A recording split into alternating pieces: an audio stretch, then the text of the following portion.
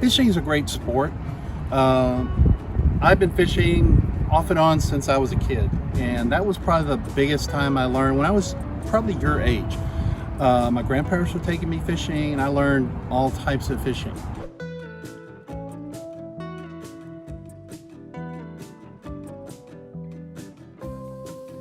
You know, all of us love to go fishing, but the last thing we want to see where we fish is a lot of trash, especially leftover fishing line.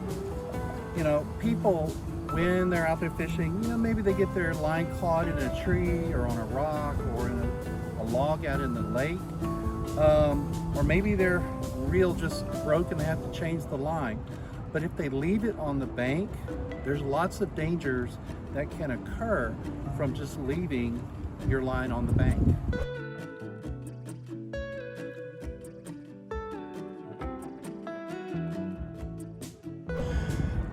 Now, when you go fishing, there are different types of fishing line that you want to use. If you're just an amateur, more than likely you're going to use monofilament fishing line.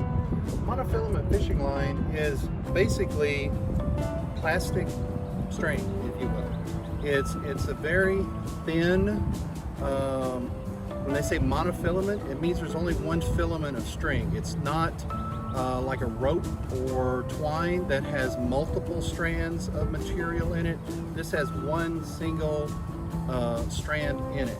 And you probably can't see it on the camera, it's very, very thin. But it gets bigger in diameter depending on what you're trying to catch.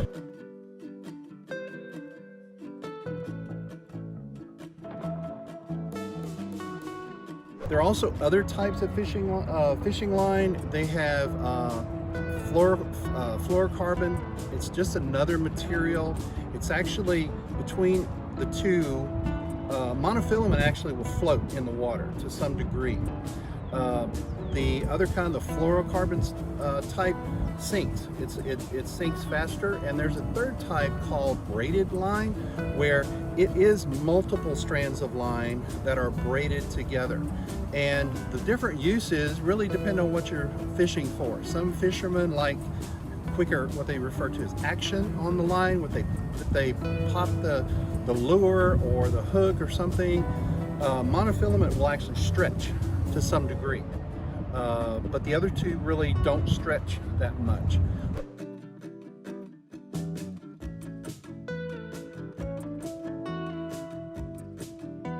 Or if people aren't picking it up out in the environment, then other things can happen. For example, some of my coworkers several years ago went canoeing out in the lake, and there was an area where there are reeds and plant life in the water, and they were out canoeing.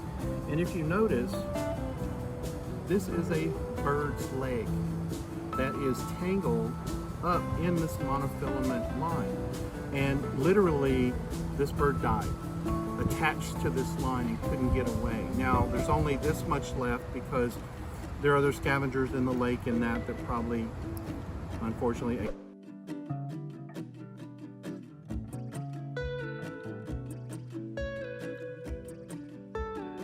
It's not recycled like normal trash is. If we separated plastic and paper and all that trash, and even at your house, if you're a fisherman, you go to your house, you put the fishing line in the same container.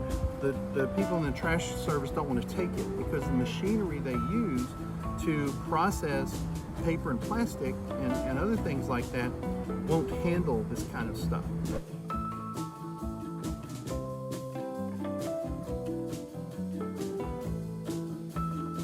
So we have special containers that have been provided by another organization. We put those in this cardboard box, and then we mail it off to this other company, and they recycle it sometimes into more fishing line or into nets and other things that fishermen can use.